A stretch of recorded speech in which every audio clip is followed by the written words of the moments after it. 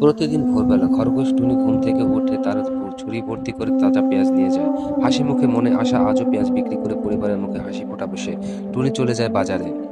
বাজারে তার পেঁয়াজ সব বিক্রি হয়ে যায়। একটা একটা করে সব পেঁয়াজ বিক্রি করে টুনি হাতে পায় এক থলি টাকা। হঠাৎ আসে এক দুষ্টু বানর। সে বলে, এই হাট আমার, সব টাকা আমাকে দিয়ে দাও। টুনি অনেক অনুরোধ করে, কিন্তু মামু তার কোনো কথা না শুনে তার টাকার থলি কেড়ে নেয়। সেদিন রাতে টুনি ঘরে ফেরে, রান্না হয় না। মা বাবা আর ভাই বোন খালি পেটে সবাই একসাথে ঘুমায়।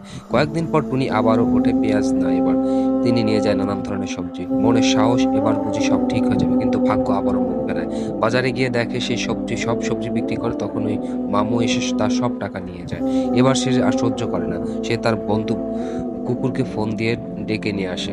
এবার রিকি এসে তার টুনির পাশে দাঁড়ায়। দুজন মিলে মামুকে অনেক মারধর করে আর টাকা ছিনিয়ে নেয়। তখন টুনি মনের খুশিতে ফিরে আসে বাড়িতে, খাবার হাতে, টাকা। সন্ধ্যায় টুনি পরিবারের সাথে একসাথে খাবার দাবার করে। কি হলো বন্ধুরা, তোমরা এমন সুন্দর খরগোশের জন্য এখনো লাইক করে নাও?